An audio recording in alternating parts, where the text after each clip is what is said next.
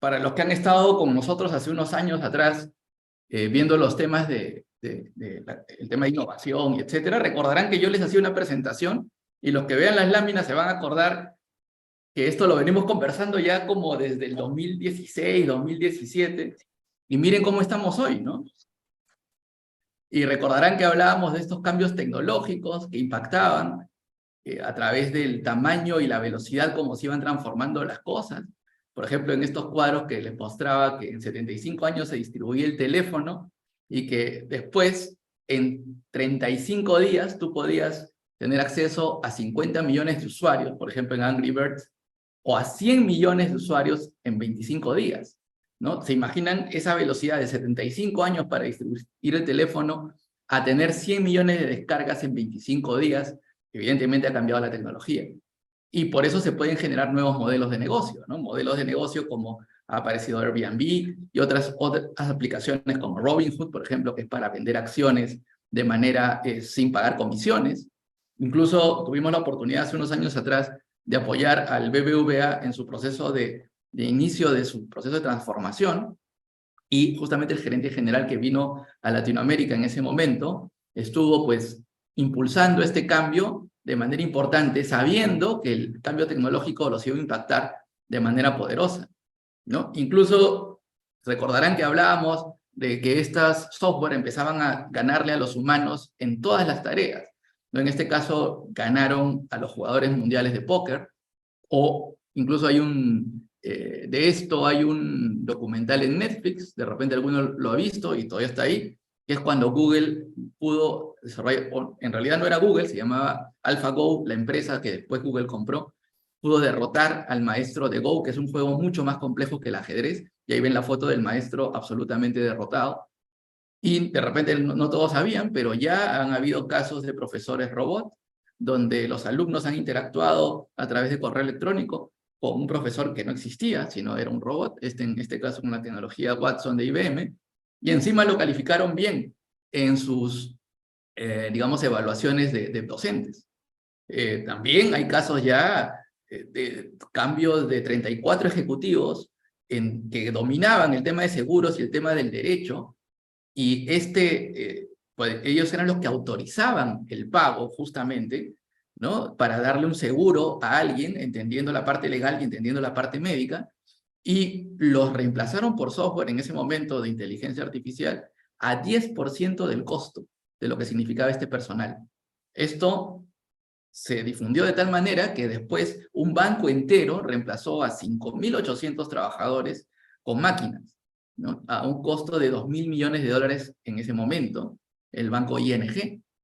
Pero la infraestructura que implicaban estas 5.800 personas era de 1.000 millones al año. Entonces, en 2 años estaban recuperando su inversión, y ellos fueron los que generaron este modelo nuevo de banca que ahora está siendo, ya varios años después, imitado por los bancos peruanos.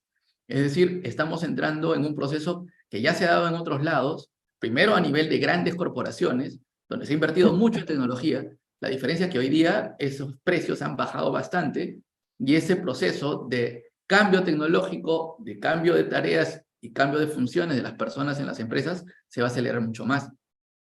Veíamos antes que decían que una máquina no podía ser entrenada a manejar un auto, lo escribieron en un libro, y de pronto en el 2010 aparece Waymo, en el 2012 Tesla. Hicieron una competencia de máquina, de un grupo de humanos expertos en inteligencia, perdón, dicho, en marketing, contra un software de inteligencia artificial de marketing, para ver quién podía predecir mejor si un anuncio publicitario iba a ser exitoso o no. Y los resultados fueron apabullantes, ¿no? Los humanos en promedio solo lograron 50% de éxito, el mejor humano logró 56.9% de éxito en su capacidad de predecir la calidad de un anuncio, y las máquinas 79.7%, es decir, fuimos derrotados ampliamente en algo tan complejo como darnos cuenta si un anuncio de publicidad le iba a interesar o no a una persona, compitiendo contra expertos de marketing, no contra una persona común y corriente. Entonces, hablamos de que estas tecnologías tienen ese potencial de vencer a los humanos en sus tareas más específicas y más desarrolladas. Por ejemplo, Harley Davidson invirtió también en inteligencia artificial y logró incrementar la cantidad de prospectos de venta en 2.930%. O sea, no 2,9, ¿no? 2.930%. Por eso se decía, si los robots reemplazarían a los marketeros, a los gerentes de marketing. Estaban desarrollando de tal manera su capacidad de escribir, de entender, de revisar la información, de proporcionar datos, que ya era absolutamente posible, ya hace varios años atrás, que este momento llegara. Es más, recuerdo que les contaba que ya Google estaba enseñándole a las computadoras a ser creativas, ¿no? Que eso que se decía, que la creatividad es lo que nos va a proteger sobre el futuro, pues no es tan cierto. Ustedes mismos pueden haber comprobado en las noticias que han salido últimamente que gran parte del personal que se está reduciendo en las organizaciones que están incorporando esta tecnología es en el personal que genera contenido, en el que desarrolla creativamente textos e información. El que va a desarrollar imágenes probablemente también siga los mismos pasos. Es decir, la parte creativa no necesariamente es lo que nos está protegiendo en este cambio tecnológico. Es más, ya hace un tiempo compitió una producción de una película, ¿no? Se desarrolló un guión, y este guión cinematográfico logró estar dentro de los 10 finalistas de un concurso en Inglaterra. Es decir, la parte creativa, como veíamos, ya estaba germinada, ya estaba avanzando desde varios años, que iba a lograr llegar a los niveles que vemos hoy, ¿no? Entonces, eso obviamente nos genera sorpresa a todos, pero no podemos decir que los indicios no estaban claros. Los indicios estaban muy claros desde hace años, los que han compartido con nosotros, tanto clientes que estén presentes como personas que han pasado por nuestros cursos de capacitación, se habrán dado cuenta que efectivamente este tema lo venimos hablando hace ya bastante tiempo y hoy día ya se está viendo que está ocurriendo. Es más, de repente esto no es tan conocido, pero es relativamente reciente. Ya hay una inteligencia artificial que ha sido elegida como jefe de una empresa, no como un asistente, no como un supervisor, no como un área de operación, como el que dirige las decisiones de una empresa. Y esta empresa se llama NetDragon Websoft. Es una empresa china que se dedica a crear juegos digitales. Esta empresa china su directorio arriesgó a que las decisiones fueran tomadas por un software de inteligencia artificial, que además le pusieron nombre de mujer, para que le hagan caso. Y les cuento porque he estado buscando noticias actualizadas del tema, y acá he revisado algunas nuevas. El 10 de septiembre del 2022 se anunció que Tang Yu, ese es el nombre, un robot humanoide controlado con inteligencia artificial, fue elegido como el nuevo CEO de NetDragon Websoft, compañía en sede en China, especializada en videojuegos y creación de comunidades de Internet. El 12 de septiembre del 2022 informó que el nuevo CEO robot es la encargada de dirigir las operaciones diarias y manejar de forma eficiente la gestión de riesgos. Además, se destacó que Tang Yu tiene una apariencia humana y puede expresar emociones a través de rostro y voz. Es un humanoide. El 17 de marzo del 23 se reportó que Tang Yu logró aumentar el valor de la empresa en un 10% desde que está a cargo. También se explicó que el robot humanoide utiliza algoritmos avanzados para analizar datos y tomar decisiones estratégicas. Y en el marzo del 2023 se publicó que Tang Yu tiene como meta expandir al mercado internacional a la empresa, desarrollar nuevos productos innovadores y mejorar la satisfacción de los clientes. Asimismo, se señaló que el robot humanoide cuenta con el apoyo y la supervisión del fundador y presidente ejecutivo del grupo de NetDragon Websoft Holdings Limited. Es decir, una unidad de negocio de NetDragon está a cargo de este humanoide, que es, como digo, un humanoide femenino. En este caso le han dado personalidad femenina, y está logrando éxitos medibles. Es decir, ya no estamos hablando de cosas que van a ocurrir, estamos hablando de cosas que ya ocurrieron, ¿sí? Esta situación en la que estamos viviendo realmente marca que lo que estamos pasando hoy es un proceso acelerado de la incorporación de lo que es inteligencia artificial / robótica en todos los procesos productivos económicos. Y eso evidentemente impactará poderosamente en todos nuestros, digamos, relaciones sociales y el impacto social que eso acarrea. Y la idea no es asustarnos, ¿verdad? La idea es entenderlo y poder justamente, primero, a través de entenderlo, entender los riesgos y las oportunidades que aparecen con esta tecnología. Como siempre decimos, ya no basta con hacer mejor las cosas, Hoy tenemos que hacer cosas mejores. Y cada vez esta frase se vuelve más real. No basta con mejorar un poquito todos los días. Lo que tenemos que hacer es cosas mejores. La tecnología, recuerden esto, reemplaza las tareas, no reemplaza a las personas. Las personas son mucho más que las tareas que realizan. ¿Sí? Es decir, la tecnología no viene detrás del puesto de una persona, no está persiguiendo a una persona. Lo que está haciendo es reemplazar las tareas. Y al reemplazar las tareas, evidentemente, algunas personas que no tienen otra tarea que hacer, pues evidentemente se quedan reemplazadas. Pero nosotros no somos las tareas que hacemos. Nosotros tenemos un componente mucho más amplio de lo que es un ser humano. Nosotros tenemos ya incorporada la capacidad de poder aprender, adaptarnos, que las máquinas recién están aprendiendo a hacerlas. Y ahí es donde va a estar el desafío. Si nos resistimos ante esta ola que ya estamos viéndola, yo creo que es inútil resistirnos a esa ola. Lo que tenemos que hacer es aprender a surfearla, aprender a navegar con ella y a entender de qué manera vamos a incorporar esta herramienta en nuestros procesos. No hay nada que diga que esto se va a detener. Todos los incentivos están puestos en que esto va a profundizarse, como lo vamos a ver al finalizar de esta exposición. Les muestro esto. Esto es un dibujo hecho por Leonardo da Vinci que se descubrió hace unos años atrás, donde ya mostraba cómo podía construirse una calculadora mecánica. Miren, año 1500. Ya habían personas, evidentemente en este caso geniales, pensando cómo hacer que una máquina haga algo que era exclusivamente una característica humana, como es hacer cálculos.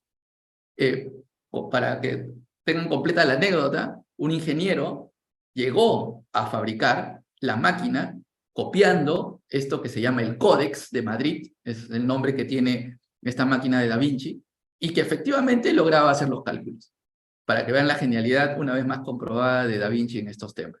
Pero, ¿por qué les muestro esta imagen? Porque justamente, ¿qué cosa es la inteligencia artificial? ¿Cuál es su concepto inicial? Es el desarrollo de sistemas y máquinas capaces de realizar tareas que tradicionalmente requieren de la inteligencia humana. Es un concepto ambicioso al máximo. Lo que están buscando son máquinas o sistemas de software que puedan reemplazar cualquier tarea que necesite inteligencia. Las tareas que no necesitan inteligencia, ya nuestras máquinas las han reemplazado. Pero los que estamos protegidos, bueno, hasta ahora, eran las personas que tenían que hacer tareas con inteligencia. Pues bien, eso es lo que busca la inteligencia artificial. Han habido momentos donde han avanzado y se han parado. Hay momentos donde han acelerado el trabajo y después se han detenido. Eso le llaman los veranos y los inviernos de la inteligencia artificial. Hoy día estamos en un verano caluroso extremo al máximo. Y no creo que esto pare pronto.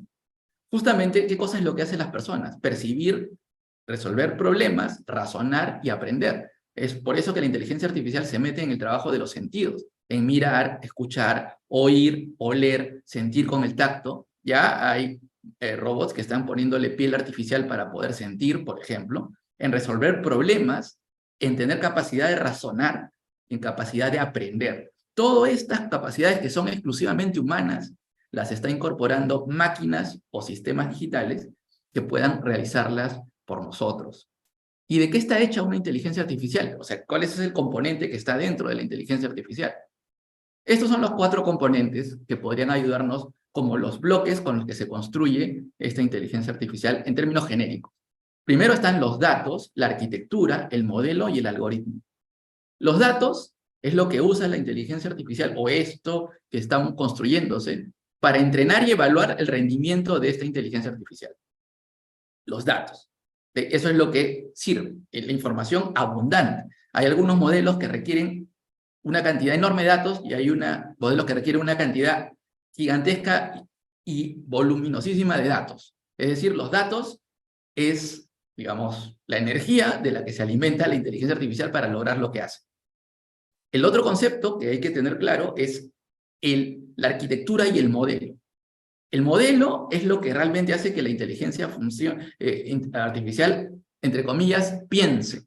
¿Ok? Es un modelo matemático que está desarrollado a través de fórmulas que no son programadas por nadie, sino que la máquina las va programando por sí mismas. Y la arquitectura es aquello, el arquetipo, la base sobre la que se construyen los modelos. Es decir, hay como un plano básico y el modelo se va adaptando partiendo de ese plano básico para poder después adaptarse y desarrollar la solución a la problemática que se le plantee. Y está el otro concepto, que es el algoritmo, que no hay que confundir con el modelo, sobre todo en temas de Machine Learning y Deep Learning, que vamos a ver en un rato. El algoritmo es lo que se usa dentro del modelo para perfeccionar el modelo. Es decir, el modelo es como el resultado, como este conjunto matemático que resuelve la problemática planteada, y el algoritmo es la manera como el modelo se va perfeccionando. Entonces, se combina el dato con la arquitectura, con el modelo y con el algoritmo para, con esos componentes, crear estas inteligencias artificiales. ¿Y qué tipos de inteligencia artificial existen? Y acá sí nos vamos a poner un poquito técnicos, porque justamente creo que uno de los grandes vacíos que hay en la información hoy día, que se circula en medios, en prensa, etcétera, sobre la inteligencia artificial, es qué es en esencia y qué tipos tiene. Se están viendo mucho más las herramientas, pero creo que para entender el potencial de lo que tiene esto, es mejor entender la tipología y nos va a ser más sencillo entender por dónde van a venir las diferentes herramientas en el futuro. Hay que entender que la inteligencia artificial tiene tres grandes bloques que permiten poder definirlas. Una que es la genérica, que ahora la vamos a hablar, otra que se conoce como Machine Learning y otra que se conoce como Deep Learning, que son más recientes. La inteligencia artificial en general tiene muchas décadas, ¿sí? Hablamos incluso desde principios de los años 50, o sea, años 60, que esto ya se venía manejando. Sin embargo, más recientemente el Machine Learning y el Deep Learning es lo que ha generado esta ola que estamos viviendo hoy día. La primera inteligencia en general se conoce como inteligencia simbólica. Esta es la inteligencia que lo que hace es que una máquina o un software incorpore mucho conocimiento de manera de datos o de información y que aprenda a poder rescatar el dato o la información según la solicitud del usuario. Esta forma simbólica es la que ha venido trabajándose durante muchos años en lo que, por ejemplo, se conocen como sistemas expertos. Los sistemas expertos han aparecido a finales de los 80, en los 90, hasta antes de empezar los 2000, era lo que dominaba el uso de la inteligencia artificial. Es decir, podía haber un sistema experto médico, un sistema experto contador, un sistema experto legal, etc. Pero eso quedó para las grandes corporaciones, nunca llegó a ser algo masivo, pero existía y trabajaba. Sin embargo, posteriormente ya se desarrollaron otras tecnologías para hacer que ya no tengas tú que llenar de información y de todas las posibles reglas para que las respuestas estén acomodadas a un conjunto de reglas, sino adicionalmente que la máquina pueda aprender. ¿Qué significa aprender? Aprender significa que yo recibo un conocimiento, que después yo puedo aplicar ese conocimiento, y si me cambian el contexto y me mueven a otra situación, voy a poder usar lo que aprendí de alguna manera. ¿Qué cosa es lo que cambia en el caso de la inteligencia artificial y completamente el Machine Learning? Los datos. Yo puedo entrenar a una herramienta de Machine Learning a que aprenda algo con un conjunto de datos, pero cuando le traigo un nuevo conjunto de datos ya aprendió y puede usar esos datos para solucionar el problema nuevo. Es decir, no necesito estar dándole todas las reglas de todo lo que posibles casos que podrían ocurrir en la historia del uso de ese software, sino simplemente le he enseñado a aprender y con los datos que aprendió puede ya usar nuevos datos para poder aplicar lo que ya aprendió en ese nuevo conjunto de datos. Con eso puede hacer analítica predictiva, es decir, puede predecir lo que va a ocurrir en alguna serie de datos, por ejemplo, o prescriptiva, puede dar recomendaciones de lo que debería tomarse, qué decisiones tomarse.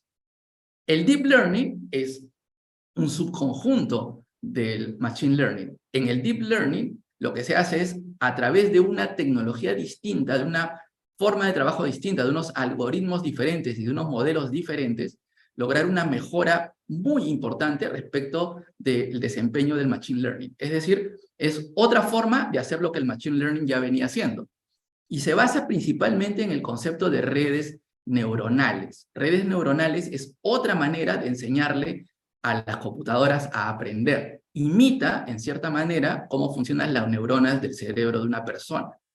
Al imitarlas, el cerebro, de repente esa información es interesante ponerla como base. Tenemos a Joaquín ahí, que es biólogo, que nos podría explicar con mucho detalle, pero el cerebro, las neuronas funcionan, que tienen un cuerpo, ¿verdad? Y como una especie de tubito por donde baja la información, y tienen como unas patitas, que son las dendritas, que esas se conectan con otras neuronas. Muy bien, lo que hace justamente los sistemas neuronales es imitar ese proceso. Viene información que está balanceada con diferentes niveles de ponderación. Esa información entra a la neurona electrónica y sale con información que conecta con otras neuronas adicionales. Y la decisión de qué camino va tomando la información que va pasando de neurona a neurona es como aparecer una carretera, un camino que aparece en el cerebro de las personas. Lo mismo ocurre con el Deep Learning. Es un sistema que permite imitar ese comportamiento de cómo el cerebro trabaja para lograr resultados. ¿Qué tipos de Machine Learning hay? Recuerden que hablamos de la simbólica, el Machine Learning y el Deep Learning. Ahora vamos a ver un poquito del detalle del Machine Learning. El Machine Learning hay 3 tipos. El Machine Learning no supervisado, el supervisado y por refuerzo. El supervisado, el aprendizaje implica el uso de un conjunto de datos etiquetados para entrenar un modelo y predecir resultados futuros. Es decir, hay una persona, hay un ser humano que le tiene que decir: esto es un lápiz, esto es un cuaderno, esto es un libro. Alguien le tiene que decir. En el no supervisado eso no ocurre. La computadora lo descubre por sí misma. No sabe que se llama lápiz, no sabe que se llama lapicero, pero sabe que existe un objeto A y existe un objeto B y los puede diferenciar. Y cuando haya diferentes formas de lápiz, los va a poder agrupar en la categoría A. Y cuando hayan 40 tipos de lapicero, los va a poder agrupar en la categoría B. Evidentemente no saben que se llama lápiz ni lapicero, porque nadie le ha dicho, pero los puede descubrir por sí mismos. Ese es el no supervisado. Y el de refuerzo es el aprendizaje, que implica que yo voy a premiar a través de un resultado práctico del uso de la inteligencia en contacto con alguna experiencia real. Esta experiencia real va a resultar en un positivo o un negativo, y si funciona, va a ser premiada, y si no funciona, va a ser castigada. Por lo tanto, la inteligencia artificial va a ir aprendiendo, entre comillas, a golpes, qué sirve y qué no sirve. Esos son los 3 tipos de aprendizaje Machine Learning. Vamos a entrar un poquito más en detalle, porque también acá hay personas que ya tienen un nivel más avanzado y que también he preparado un poco de información para ellos. El aprendizaje supervisado tiene este modelo. Tienes un input, un proceso y un output. Ahora, ¿para qué es útil el aprendizaje supervisado? Cuando quiero clasificar datos de entrada y tipo de comportamiento que deseo que sea predicho, pero necesito un algoritmo que me ayude a calcularlo. Es decir, yo puedo tener un conjunto de serie de datos, como dice el ejemplo de ahí, puedo tener época del año y tasas de interés, y quiero saber cuánto va a subir el precio de las casas, por ejemplo. Para eso es extraordinariamente útil el aprendizaje supervisado. ¿Cómo funcionaría? Por ejemplo, un humano etiqueta los datos de entrada, en el caso de predecir precios de la vivienda, y etiqueta de datos de entrada como época del año y tasas de interés, quedan etiquetadas, y define una variable de salida, que en este caso el ejemplo es precios de las viviendas.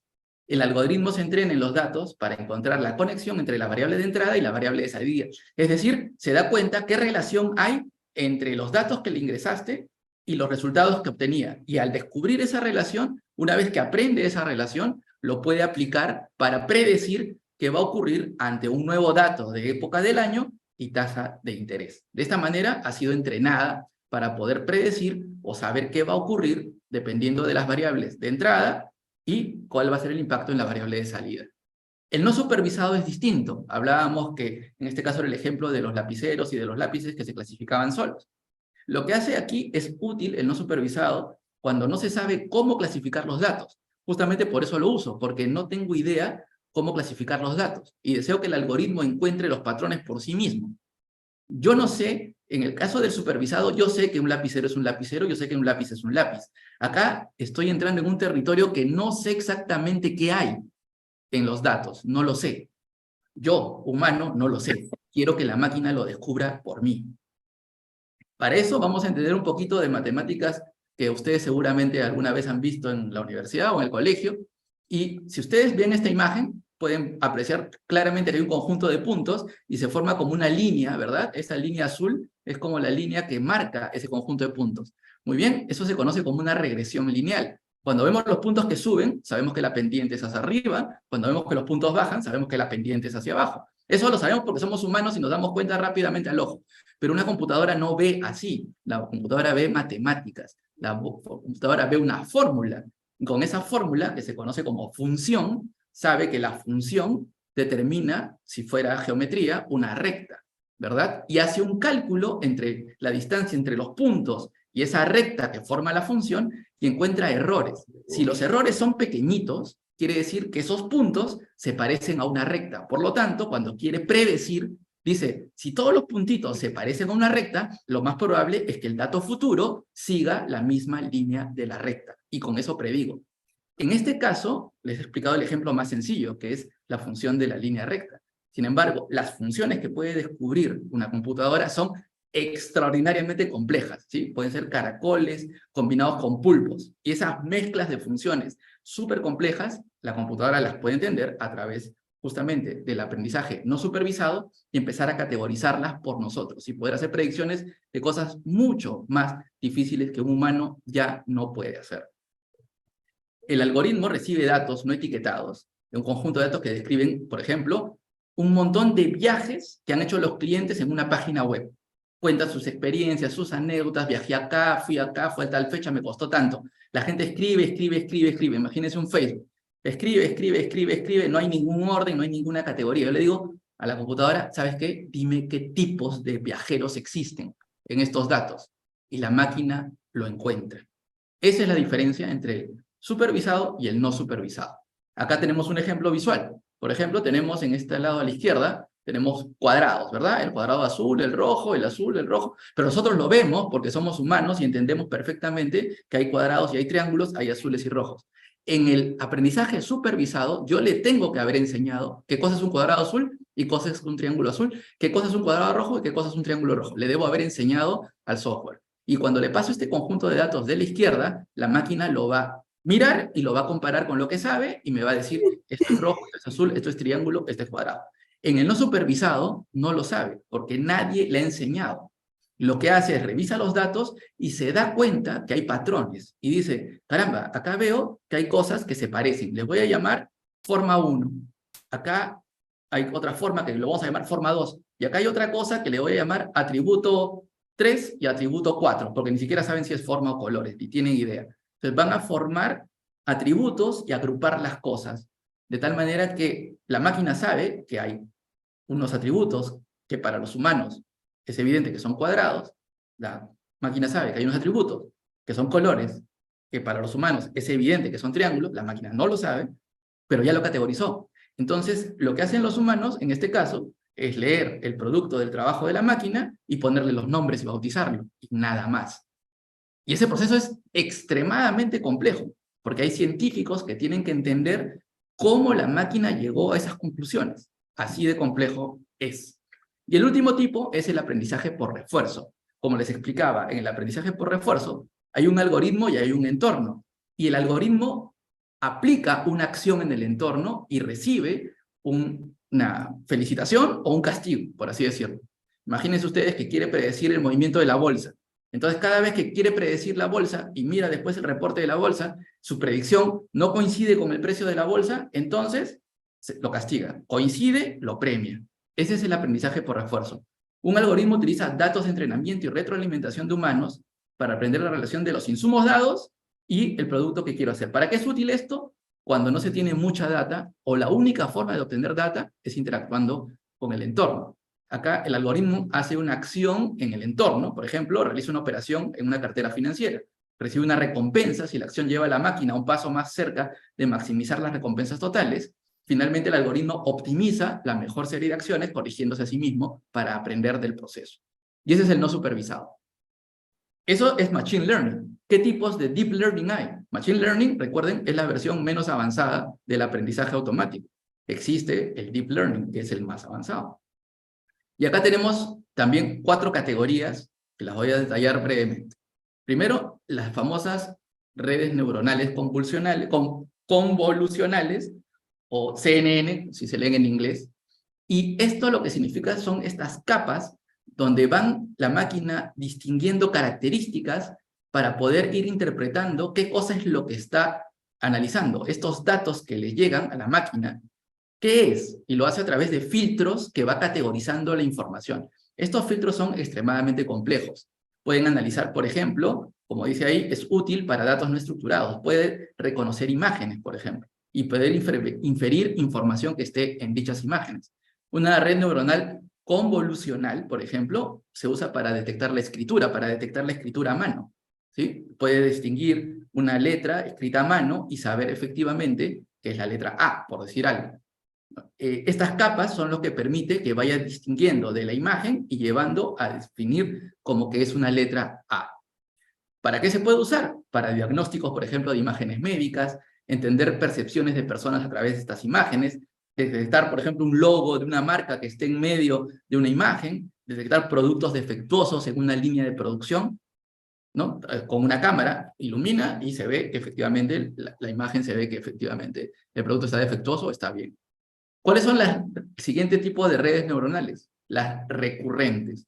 Una red neuronal recurrente es una estructura distinta, pero permite manejar muy bien lo que son datos que van en secuencia. Por ejemplo, un audio o un texto van en secuencia, va uno detrás de otro la información, ¿no? Entonces, como va uno detrás de otro, esta es más eficiente para ese tipo de trabajos. Acá hay un ejemplo, la red va, primero, si yo quiero saber ¿cuál es probablemente la palabra que está faltando en esta oración? Por ejemplo, are you free? ¿Qué cosa falta ahí? ¿Qué debería poner ahí? Eso que va ahí, are you free, ese es el output. Entonces, la máquina, ¿cómo hace? Va entendiendo que es are, le va sumando al you y va sumando al free para entender todo el contexto y después ve una probabilidad en lo que se pueda usar esta red neuronal, ¿sí? Y una vez que entiende eso, ese resultado, lanza la probabilidad de que eso se puede usar de determinada manera. Acá se pueden hacer análisis de reportes de operadores de valores, áreas de desastres, por ejemplo, para determinar potencial de reclamo, generar descripciones de imágenes, traducir idiomas, ver si una transacción puede ser fraudulenta, potenciar chatbots, etc. Pero esas dos tecnologías son un poco más antiguas. Aparecieron un par que están revolucionando todo últimamente. Y eso es lo que se llaman los transformadores. Los transformadores, y por ejemplo ChatGPT es un transformador, la T viene de transformador, es una red neuronal justamente que lo que usa es un concepto nuevo que se llama cabezas de atención. Este transformador es útil justamente para tareas de procesamiento de lenguaje, donde hay que aprender dependencias profundas entre los datos. Lo voy a tratar de explicar de manera muy sencilla cómo funciona a través de este ejemplo, ¿no? Imagínense que le haces una pregunta y dices, ¿el cliente le gusta la comida? Y la respuesta que tiene en un texto es, la comida estaba bien, pero el servicio estaba terrible. ¿Cómo hace la computadora para entender el lenguaje humano y entender la respuesta a la pregunta y después darte la respuesta a la pregunta? O sea, ¿cómo funciona ChatGPT en el fondo? Muy bien, lo que hace es a través de lo que se llaman múltiples cabezas de atención, ¿sí? Acá lo que ocurre es que la máquina se entrena para detectar que en la pregunta, la palabra más importante de esa pregunta es la palabra comida. Una vez que eso está claro, una vez que comida es la palabra más importante, ahora va a usar dónde está en la respuesta las palabras que estén vinculadas de manera más cercana a la palabra comida. Cuando se da cuenta de eso, dice, efectivamente, voy a leer solamente aquello que está vinculado a la palabra comida para poder dar la respuesta. Y es ahí donde solamente relaciona la palabra la comida estaba bien y hace un cálculo probabilístico de que la respuesta a la pregunta sea sí o no. Según su análisis, detecta que hay 90% de probabilidad de que sea sí y hay solamente 0.05% de probabilidad que sea no. Por lo tanto, nos dice que efectivamente lo más probable es sí y por lo tanto nos aparece en la pantalla escrito sí. Así funciona un transformador, que es justamente la tecnología detrás de ChatGPT. Y para esto, evidentemente, se pueden crear chatbots muy realistas, interpretar texto, interpretar el sentimiento de las frases y desarrollar una mejor traducción de idiomas también. Y finalmente, el último tipo de tecnología, digamos, de los módulos que hay en este caso en el Deep Learning, o sea, en el aprendizaje profundo, está lo que es la red adversaria generativa, se llama, red adversaria generativa. Esto es bien interesante porque hace competir a la computadora contra la realidad. Y al competir la computadora contra la realidad, se puede hacer que se generen datos que simulen o emitan a la realidad, y que hay otro software que los va a evaluar y los va a premiar. ¿Para qué es útil esta tecnología? Cuando no tienes suficientes datos disponibles para entrenar un algoritmo y puedas crear data sintética, es decir, puedas crear datos que no existen en la realidad, pero que imitan a la realidad, de manera tal que esos datos se puedan usar para entrenar al discriminador, que es quien finalmente nos sirve para tener una respuesta a la tarea indicada. Más o menos funciona así. Si yo tengo que comparar un dato de la vida real con el discriminador, si la computadora, en este caso el discriminador, llega a detectar que el dato real es real, se lo premian. Y tengo otro sistema en paralelo que me genera data falsa. Y si la computadora llega a detectar que la data es falsa, también se lo premia. Lo interesante es que el discriminador empieza a saber distinguir entre realidad y ficción. Se va entrenando en eso. Sin embargo, también el generador se empieza a entrenar en vencer al discriminador, en ganarle al discriminador, en engañar al discriminador. Cuando eso ocurre, la data que empieza a generar el generador se empieza a parecer cada vez más a la data real, con lo cual empieza a imitar a la realidad. Y el algoritmo y el modelo va aprendiendo a imitar cada vez mejor a la realidad. ¿En dónde estamos viendo que eso aparece? Por ejemplo, en el software tipo Midjourney, donde tú le generas un texto y la computadora empieza a generar imágenes que imitan a lo que podría haber hecho un artista, lo que podría haber hecho un pintor, etc. Es decir, copian, habiendo aprendido y habiendo sido entrenados a través de este tipo de competencia entre un detective que detecta si es falso y un software que empieza a crear cosas que se parezcan lo más posible a la realidad, es que las entrenan. Y de esta manera pueden lograr crear cosas tan realistas como las que estamos viendo, tanto en generación de imágenes, generación de texto, generación de sonido. Todo eso está vinculado a este tipo de tecnología. ¿Y cómo se crea? A través de 5 pasos. El primer paso para crear una IA en general es identificar el problema.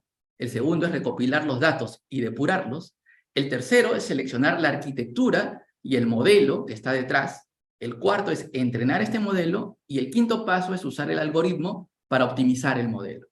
¿Okay? Entonces, a la larga estamos hablando de que lo que hacen los científicos de la computación no es dar las respuestas y que lo almacenen en un disco duro y que tengan todas las respuestas listas ahí para cada pregunta que hacemos. Eso no ocurre. Eso es lo que de repente algunos nos podríamos imaginar. Lo que pasa realmente es que la computadora aprende a través de crear conexiones en estas neuronas electrónicas, por así decirlo, y conoce las rutas de razonamiento. Y cuando llega un conjunto de datos nuevo, usa las rutas que aprendió para poder hacer las predicciones de lo que se debería ser la respuesta correcta. Es decir, cada vez que usamos, por ejemplo, ChatGPT, lo que está pasando es que nosotros entramos la información que sufre un proceso que se llama tokenización, donde divide todo ese texto que nosotros hemos escrito en conjuntos de caracteres que puedan ser tirados al modelo, ¿sí? Lo transforma en números, vectores, se llama eso. Entran esos vectores a los datos que está en el modelo, en este caso el que maneja el transformador, que es el modelo de ChatGPT. El transformador empieza a trabajar con esos datos y empieza a emitir un resultado que es la predicción de qué es lo que la persona que ha escrito desearía que fuera el resultado. Lo interesante es que todo lo que hace lo piensa cada vez que se lo pedimos. No está almacenado en un disco duro, no es que está en una base de datos de donde jala la información. Lo vuelve a pensar cada vez que se lo pedimos. Por eso una respuesta de ChatGPT nunca es igual a la siguiente respuesta de ChatGPT. Eso se puede calibrar con lo que se llaman parámetros. ¿Sí? Un parámetro, ustedes si googlean van a ver que hay muchos parámetros que pueden usar para perfeccionar su trabajo con, por ejemplo, este modelo, es que se llama temperatura, ¿no? ¿Qué tan creativa va a ser la respuesta o qué tan exacta va a ser la respuesta? Los que han trabajado con Bing Chat, por ejemplo, se dan cuenta que tiene 3 modos, ¿no? Modo parco, o sea, no me hables mucho, dime todo directo, modo intermedio y modo loro, por así decirlo, ¿sí? Sea muy creativo. Todo eso son parámetros que se pueden manejar para que el programa actúe o no de determinada manera. Pero no es que la computadora, entre comillas, entienda de lo que está hablando. Lo que hace es compartir la mejor predicción posible al input, que se le llama prompt en este caso, qué cosa es lo que debería ser el output de ese prompt. Es absolutamente sorprendente que lo haga tan bien que para nosotros parece que entiende, pero eso es solamente una fantasía, no entiende nada. Lo que hace es hacer un proceso matemático que predice la respuesta más probable para el input o el prompt indicado. Y esa respuesta simplemente es matemáticas. Y eso es todo. No entiende lo que está hablando, simplemente dice lo que las matemáticas dicen que es lo más probable que debería decir. Y eso es.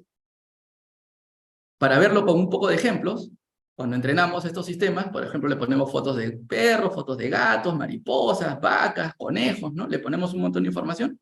Y esto lo va transformando en capas para ir entendiendo poco a poco cada capa cuál es la probabilidad de que lo que está mirando sea lo que nosotros hemos aprendido o lo que la computadora ha entendido. Por ejemplo, ahí va pasando de cada capa, primero se fija en los bordes, en los motivos de los colores, las partes de objetos, finalmente los objetos, y te pone acá la probabilidad de que lo que está ahí sea un búfalo, y te lo da con una probabilidad, te dice 96% de probabilidad. Pero no sabe, a ciencia cierta, siempre es una probabilidad. Bueno, nosotros también, ¿no? A veces cuando tenemos una imagen borrosa, un poco como que dudamos. Y de esa manera se le puede enseñar a las máquinas a hacer panqueques, se le puede enseñar a las máquinas a manejar a través de estas herramientas que se generan como las redes neuronales.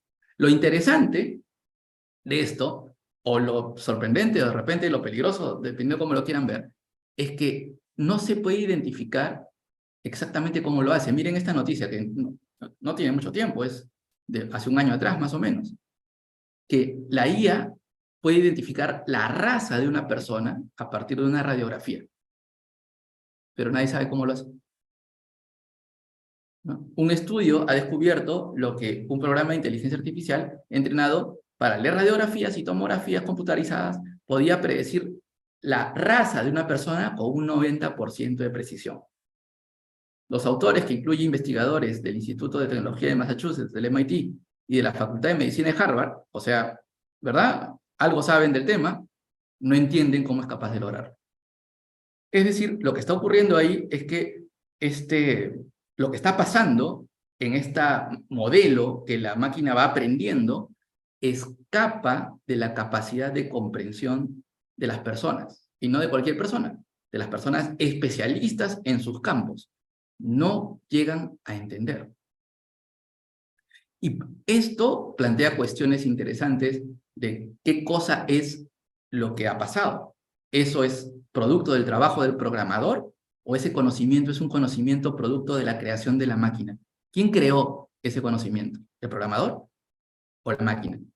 Si ustedes investigan ahora, incluso ya hay debate a nivel legal de quién es el propietario intelectual del trabajo que producen estos sistemas.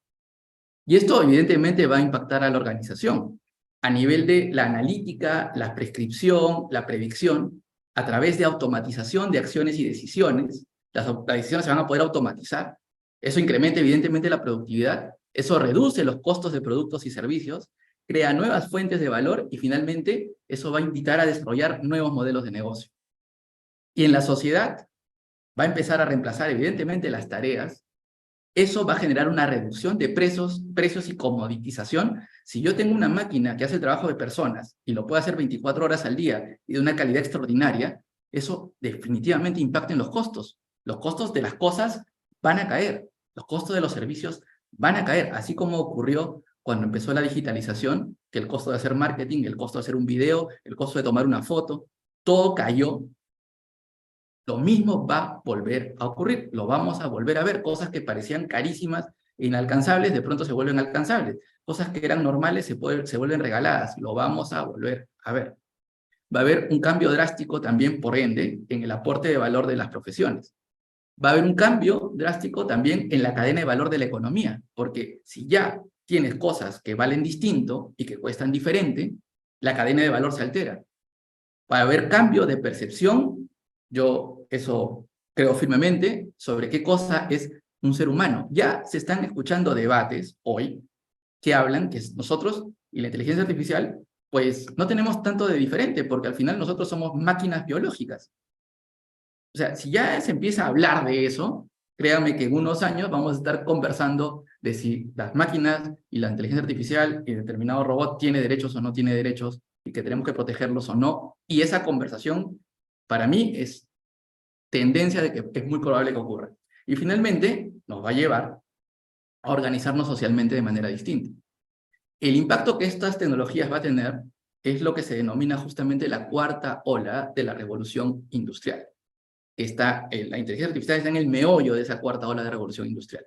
Y eso, felizmente, para bien o para mal, dependiendo de cómo lo vea cada uno de ustedes, lo vamos a vivir. Muy bien, así que espero que les haya gustado esta presentación. Sé que estamos un poquito con la hora avanzada para muchos. Hemos tratado de hacerlo todo dentro de las 2 horas. Y igual vamos a dejar el espacio ahora sí, el micrófono abierto para preguntas, para conversar, para saludarnos, y etcétera, para poder compartir. Asimismo, le estamos pasando un link para los que deseen estar actualizados y participar en una comunidad donde conversemos de estos temas de manera más detallada, más calmada, y podamos ir profundizando. Pues está en el link, ahí Paola y nos puede pasar Marcelo también el link en el chat para que todos lo puedan hacer. Ingresan sus datos ahí y ya sabemos que ustedes están interesados y podemos hacer la convocatoria cuando lancemos esta comunidad. Así que muchísimas gracias y los dejo para las preguntas. Ahí está Vanessa, que levantó la mano. Hola, ¿qué tal Juan Miguel? ¿Qué tal a todos? Súper interesante la charla. Para ser breve, en realidad, gracias por la inducción en este caso de la inteligencia artificial. Yo tengo un comentario por todos los datos que se han estado indicando. Desde mi mirada, siempre se habla de datos, siempre se habla de números, y me lleva a la pregunta, es ¿cuán integrada está la inteligencia artificial con la mente emocional?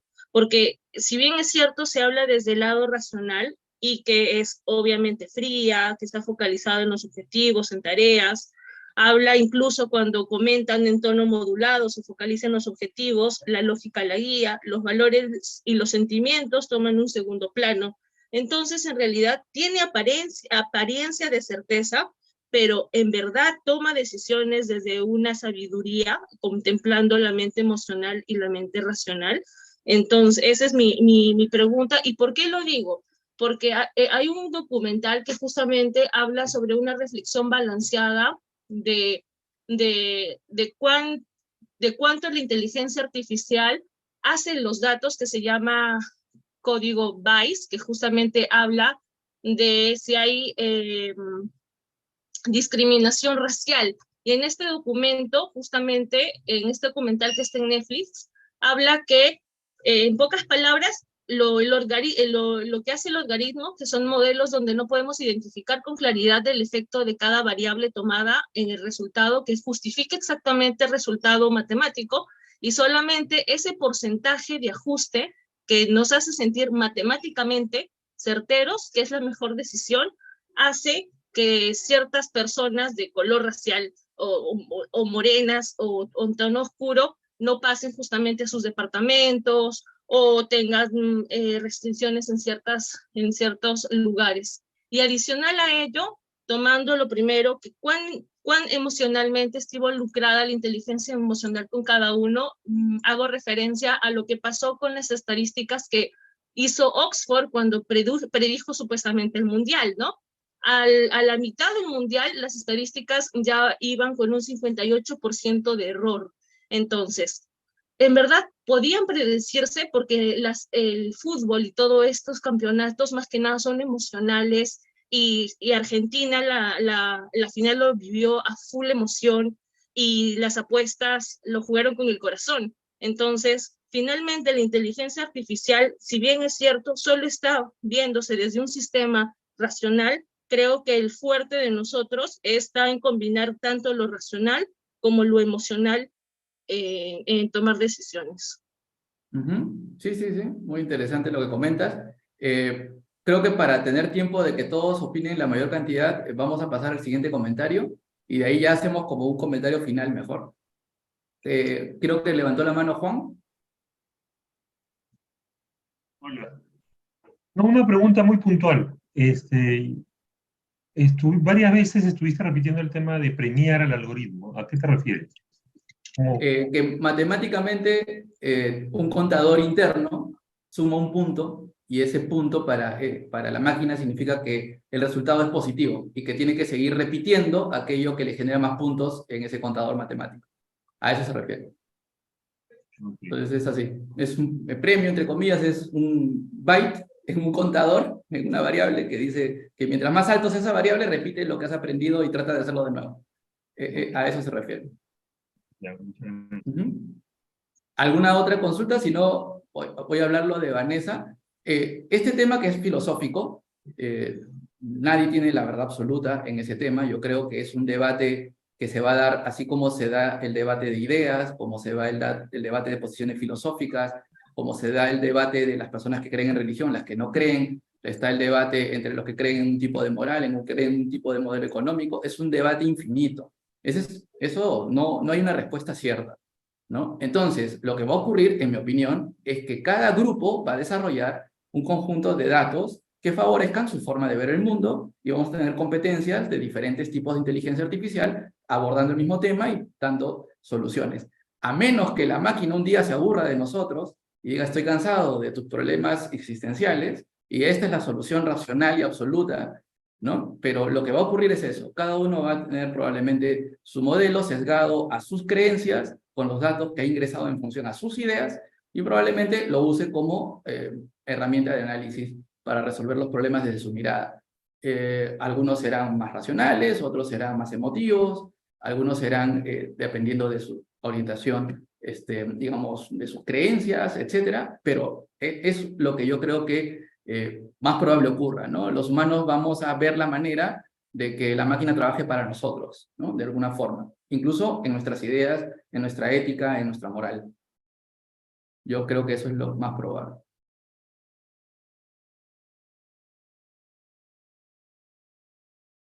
¿Quién nos quisiera comentar? ¿O preguntar de repente? Ahí está, José.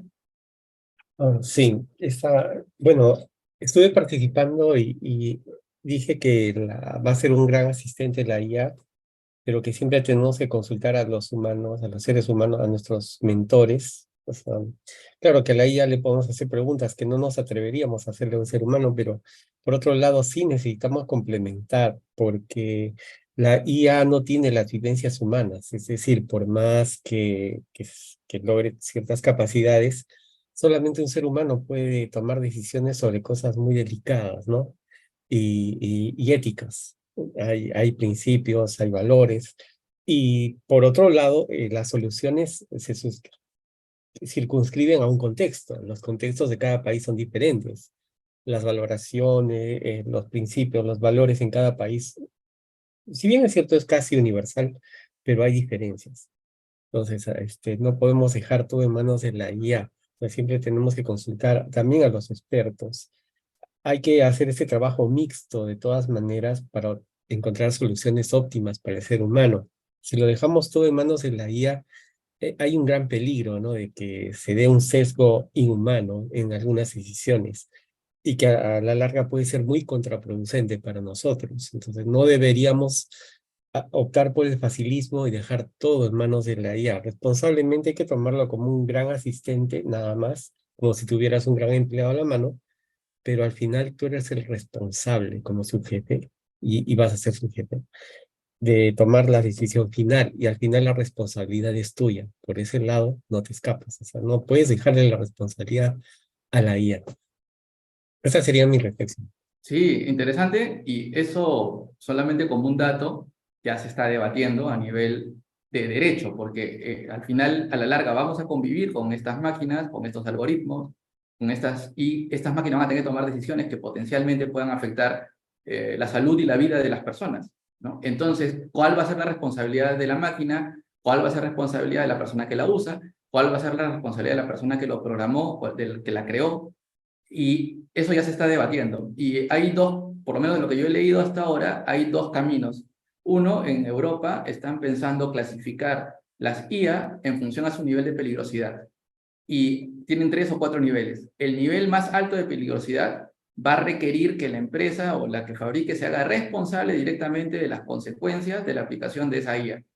Y en esa lista se va a ir incorporando diferentes tipos de IA conforme se vaya descubriendo el nivel de impacto que vaya a tener. En las más sencillas y las que afecten menos, no van a tener esa responsabilidad. Pero en aquellas que sean potencial altamente peligrosas, van a estar en una lista. Esa lista va a determinar que son ampliamente responsables de las consecuencias si es que esa IA comete algunos errores. Entonces, eso está, por ejemplo, en Europa se está viendo así, todavía no se ha decidido, se está conversando.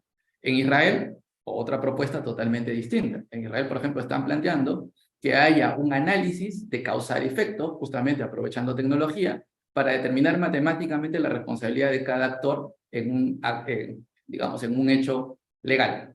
O sea, sería matemáticamente demostrado el porcentaje de responsabilidad de cada uno de los actores involucrados. Aprovechando que las tecnologías lo van a permitir, con una abundante cantidad de datos, van a poder determinar la responsabilidad matemática. Eso es otra aproximación totalmente distinta.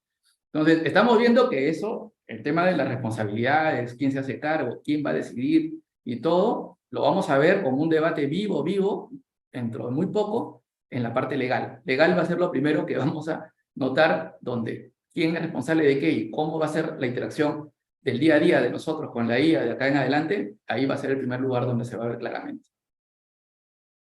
Juan Miguel, disculpa que no levante la mano, pero como soy anfitriona no puedo levantar. Sí, entonces estoy, que quiero intervenir un ratito porque a mí se me han quedado grabadas algunas cosas de las que tú siempre me dices, ¿no? No sabemos lo que va a pasar en el futuro, ¿no? Nadie puede predecir lo que va a poder hacer un robot, lo que va a poder hacer una inteligencia artificial, lo que va a poder hacer, o sea, no lo podemos predecir. Y creo que esa es una de las cosas que más he aprendido ahora en cómo ir paso a paso con lo que va pasando.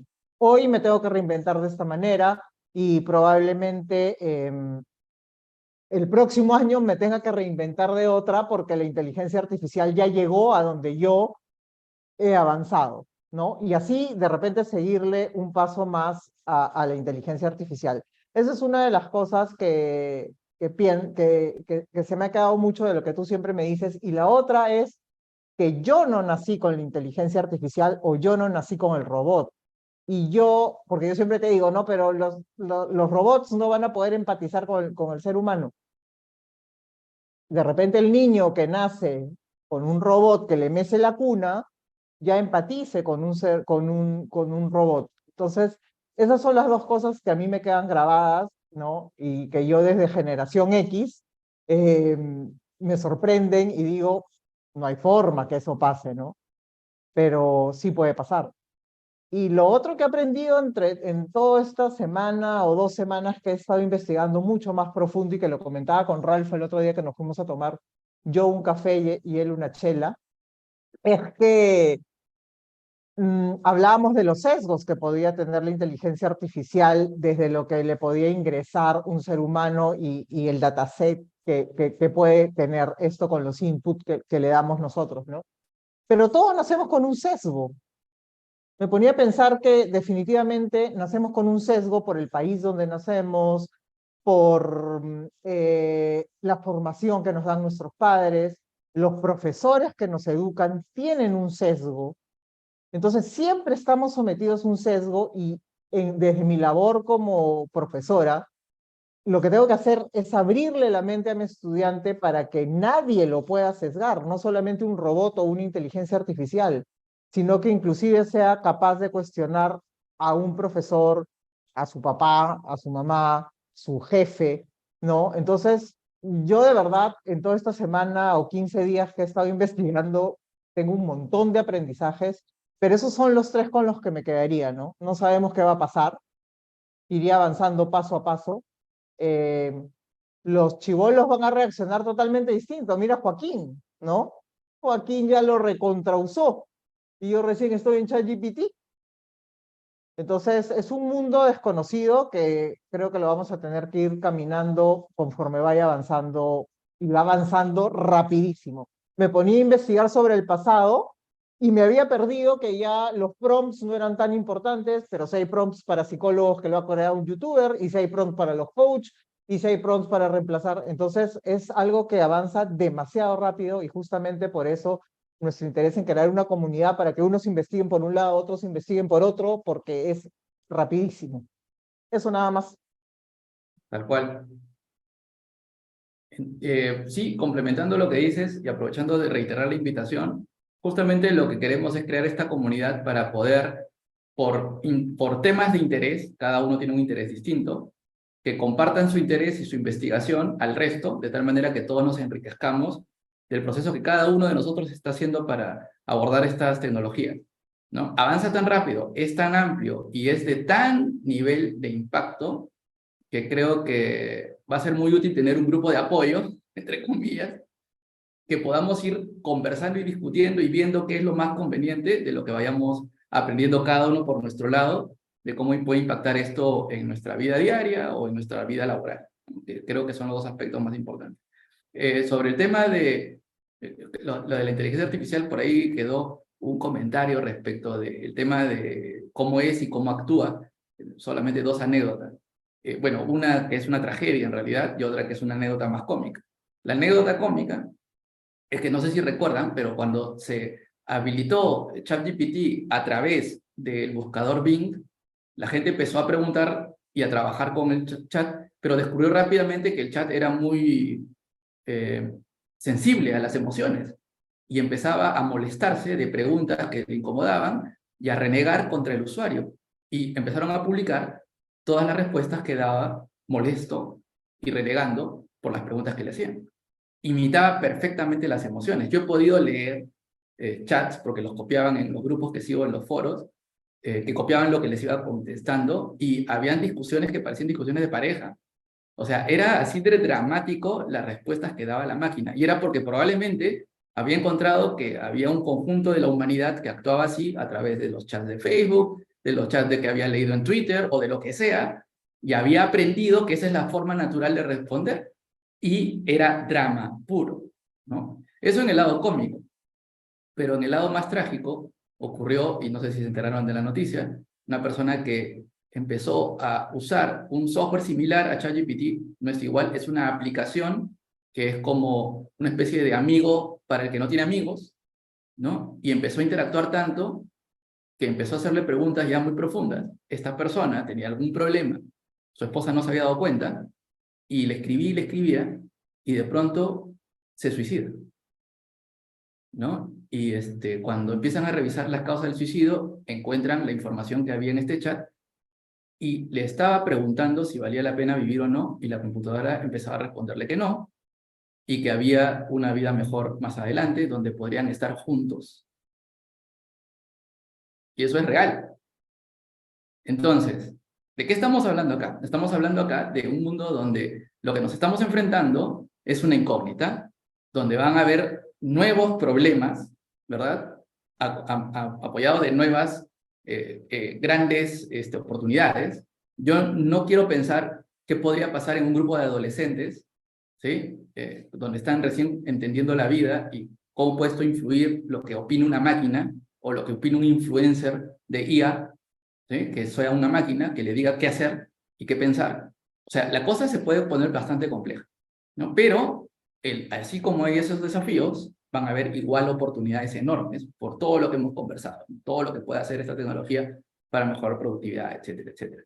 Así que estamos, como siempre, entre el dilema del martillo. El martillo, si lo usas para construir, excelente. Si lo usas para destruir, una tragedia. Y así ha sido siempre la historia de las herramientas que han creado los seres humanos.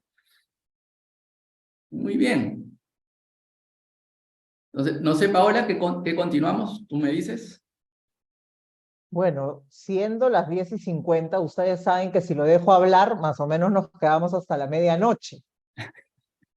Sí, yo creo que ya es hora de descansar. Creo que ha sido una jornada un poco larga. Hemos empezado un poco tarde, creo que eso es también un tema, pero es que por la disponibilidad de horarios de la mayoría nos dijeron que podían empezar un poco más tarde.